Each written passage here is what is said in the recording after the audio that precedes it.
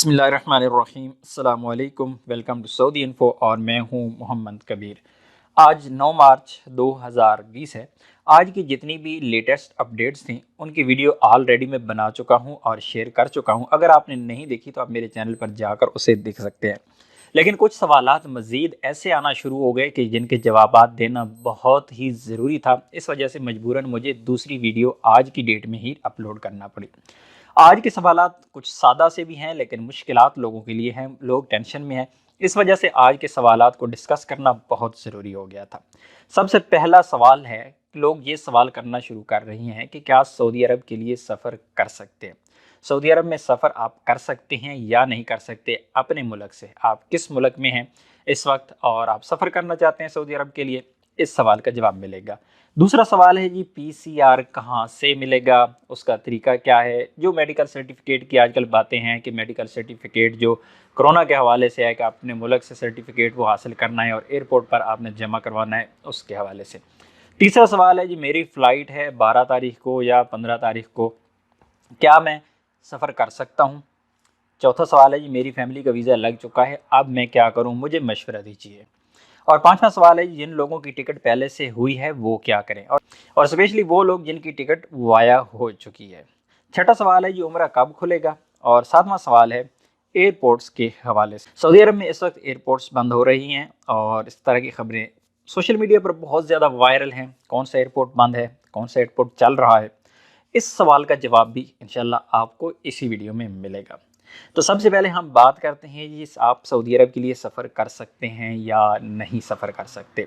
तो क्योंकि मेरे व्यूवर्स की एक बड़ी तादाद पाकिस्तान, इंडिया, बांग्लादेश और नेपाल से अलग रखती है, तो मैं सिर्फ आप लोगों को ये बताना चाहता हूँ, आप लोगों की तसल्ली के लिए, कि आप लोग सफ़र कर सकते हैं। आज 9 मार्च 2020 है। आज की डेट तक इजाज़त थी, कल पता नहीं कल क्या होगा, कौन सा नोटिफिकेशन आएगा, क्या सूरत हाल होगी। टाइम से पहले कुछ भी कहना गलत है। उसके बाद दूसरा सवाल है जी, पीसीआर कहाँ से मिलेगा। पीसीआर पाकिस्तान, इंडिया, बांग्लादेश, नेपाल वगैरह के लिए ज़रूरी ही नहीं है। बहुत बड़ा वावेला है इस वक्त सोशल मीडिया के ऊपर, और ये मुख्तलिफ़ किस्म के डॉक्यूमेंट्स, मुख्तलिफ़ किस्म की क्या क्या है कि वो शेयर किया जा रहा है एक दूसरे को और कहा जा रहा है कि ज़रूरी है। मैं अपनी हर वीडियो में पिछले 3 दिन से बता रहा हूँ कि पीसीआर पाकिस्तान, इंडिया, बांग्लादेश, नेपाल के लिए नहीं है। इस सर्टिफिकेट की, जो इसे मेडिकल सर्टिफिकेट कहा जा रहा है कि कोरोना का जो आपका मेडिकल सर्टिफिकेट है जो साथ लाना है एयरपोर्ट पर सऊदी अरब में आने के लिए, ये इन मुल्कों के लिए ज़रूरी नहीं है। बाकी मुल्कों की लिस्ट है, पहले की वीडियोज़ में बता चुका हूँ आप लोगों को उसको। बहरहाल फ़िलहाल वो हमारा मौजू नहीं है। तीसरी सवाल पे आ जाता है कि मेरी फ़्लाइट है 12 तारीख जो 15 तारीख को, तो मैं क्या करूँ। आपकी फ़्लाइट 12 तारीख की है या 15 तारीख की है। अब अगर आप मुझसे मशवरा चाहेंगे तो मैं आपको मशवरा दे दूँगा कि आप कल ही फ़्लाइट अपनी चेंज करें, कल ही आ जाएँ। ये एक मेरा मशवरा है आपको। लेकिन कल क्या होगा ये मुझे भी नहीं पता, 12 या 15 को क्या होगा ये किसी को भी नहीं पता। किसी बंदे को ये नहीं पता कि आने वाले वक्त में क्या होने वाला है। एहतियात है, अगर आप आ सकते हैं, अगर आप अपनी सीट चेंज करवा सकते हैं, अपनी फ़्लाइट चेंज करवाएं, 2-4 दिन पहले आ जाएं। क्योंकि हालात तो बिगड़ते जा रहे हैं, हालात सही होने की तरफ नहीं जा रहे, अभी तो स्टार्ट है। हर मुल्क में ये मसले चल रहे हैं, तमाम मुल्क जो हैं वो क्लोजिंग की तरफ जा रहे हैं, मिनिमाइज़ कर रहे हैं। जितनी भी फ़्लाइट्स आ रही हैं उनको कम करने की कोशिश कर रहे हैं, फ़्लाइट्स को बंद किया जा रहा है। बहरहाल ये आप पे डिपेंड करता है। अगर आप आ सकते हैं, अपनी फ़्लाइट चेंज करवा सकते हैं तो आ जाएँ, नहीं आ सकते तो वेट करें, तब क्या होगा तब ही पता चलेगा। चौथे सवाल की तरफ आते हैं, जी मेरी फैमिली का वीज़ा लग चुका है, अब क्या करूँ। आपकी फैमिली अगर वीज़ा लग चुका है और अगर आप मुझसे मशवरा लेते हैं, क्योंकि बहुत ज़्यादा मुझे लोग यही सवाल करते हैं, मुझे व्हाट्सअप करते हैं, फेसबुक पे कमेंट करते हैं जाके, और इसके अलावा यूट्यूब के वीडियोज़ पे जाके कमेंट करते हैं कि भाई मुझे मशवरा दीजिए, मैं क्या करूँ। आपकी फ़ैमिली का वीज़ा लग चुका है, मेरा मशवरा ये है कि आप अपनी फ़ैमिली को जल्द से जल्द बुला लें। क्योंकि आने वाले वक्त में जिस तरह आप लोगों ने देखा होगा कि पहले चाइना था, फिर ईरान हुआ, फिर इटली, फिर फ्रांस, फिर मसर, फिर जर्मनी, कौन कौन से मुल्क, इसी तरह सऊदी अरब के साथ जितने ममालिक हैं, खलीजी ममालिक हैं, उन पर पाबंदियाँ लग गई। कुवैत से नहीं आ सकते, बहरीन से नहीं आ सकते, दुबई से नहीं आ सकते, बहुत ज़्यादा इस तरह की पूरी लंबी लिस्ट है जहाँ से नहीं आ सकते, बहुत ज़्यादा मसाइल हैं। तो ये क्या हुआ कि आहिस्ता आहिस्ता मुल्कों की लिस्ट बढ़ती गई। आने वाले वक्त में ऐसा ना हो कि उस लिस्ट में आपके मुल्क का भी नाम शामिल हो जाए और आपको आप सफ़र ना कर सके। जिस तरह आज ही मसर पर पाबंदी लगा दी गई है कि मसर से आप सफ़र नहीं कर सकते। आप लोगों ने मशवरा मांगा है तो मेरा मशवरा ये है कि आप अपनी फैमिली को जितना जल्द हो सके आप बुला लें तो अच्छा है। पांचवा सवाल है, जिन लोगों की टिकट पहले से है उनका क्या करें। अब जिन लोगों की टिकट पहले से है वो दो किस्म की टिकट्स हैं। एक तो आपकी टिकट है डायरेक्ट और दूसरी आपकी टिकट है वाया। अगर तो आपकी टिकट है वाया तो मैं आपको कहूँगा कि फौरी तौर पर अपनी टिकट को चेंज करवाएं, कैंसिल करें अपनी टिकट को। मैं उसकी मिसाल, एक सादा सी मिसाल आज की आपको दे रहा हूँ। आज एक फ़्लाइट पाकिस्तान से आ रही थी रियाज के लिए, जो कि वाया फ़्लाइट थी। वो कुवैत में उस फ़्लाइट ने लैंड किया। जिस वक्त कुवैत में उस फ़्लाइट ने लैंड किया उसके बाद वो रियाज नहीं आ सकती थी, क्योंकि फ़्लाइट रियाज और कुवैत के आपस में फ़्लाइट्स बंद हो चुकी हैं। अब फ़्लाइट वो कैसे वहाँ से आए, कोई और फ़्लाइट वहाँ से कुवैत से आ नहीं सकती सऊदी अरब में। 30 लोग एक ही फ़्लाइट में पाकिस्तानी थे जो कि इस वक्त कुवैत में मौजूद है। ना तो वो वापस जा सकते हैं और ना ही वो सऊदी अरब आ सकते हैं। उनका कोई ना कोई हाल तो निकलेगा ही लाजमी, लेकिन मुझे ये लगता है कि वो सऊदी अरब के लिए कम से कम नहीं आ सकते, उन्हें वापस ही जाना पड़ेगा। वापस जाने का कौन कौन सी परेशानियों का उनको सामना करना पड़ेगा ये तो बाद की बात है। बहरहाल आपकी टिकट है वाया है, अब किसी भी मुल्क से वाया है, क्योंकि हो सकता है कल उस मुल्क का नाम भी उस लिस्ट में आ जाए जिनसे मना किया गया है सफ़र करने के लिए। तो कोशिश करें कि आपकी फ़्लाइट डायरेक्ट हो। अब ये भी पूछा जाता है कि फ़्लाइट कौन सी करवाएं, PIA करवाएं, सऊदी एयरलाइन करवाएं, ओमान करवाएं, कतर, ये वो जितनी भी एयरलाइंस है।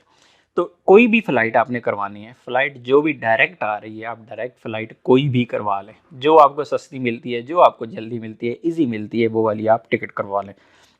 अब छठे सवाल की तरफ आते हैं जी, उम्रा कब खुलेगा। उम्रा का किसी को भी नहीं पता। उम्रा बंद होने को भी किसी को नहीं पता था और उम्रा खुलने का भी किसी को नहीं पता था, क्योंकि जिस दिन उम्रा बंद हुआ था उस दिन लोग जहाज़ में सवार थे पाकिस्तान में और जहाज़ पर बैठे हुए लोगों को उतारा गया, क्योंकि वो नोटिफिकेशन आ गया था अचानक। इसी तरह जब खुलेगा तभी पता किसी को भी नहीं चलेगा, लेकिन खुलेगा कब ये नहीं कहा जा सकता। कल खुलता है, महीने बाद खुलता है, 10 दिन बाद खुलता है, किसी को भी कुछ भी नहीं पता।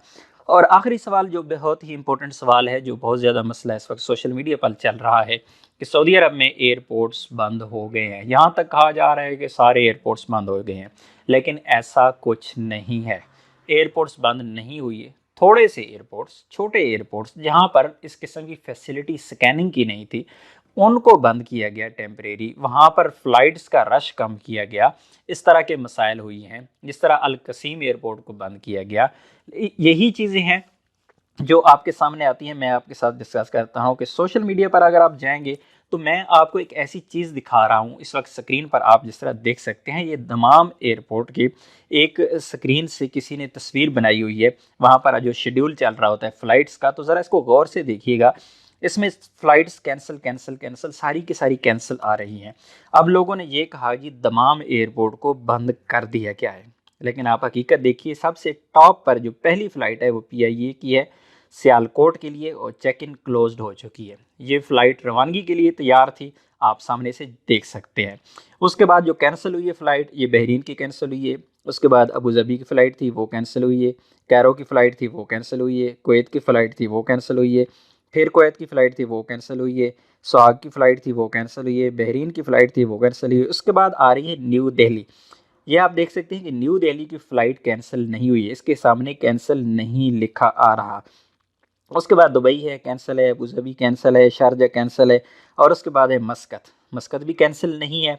उसके बाद बहरीन फिर कैंसिल है, फिर कुवैत है कैंसिल है, उसके बाद मानीला है और अमान है, और उसके बाद है बहरीन। ये शायद इनका टाइम ज़्यादा लेट है, इस वजह से इनके सामने कैंसिल नहीं लिखा हुआ है।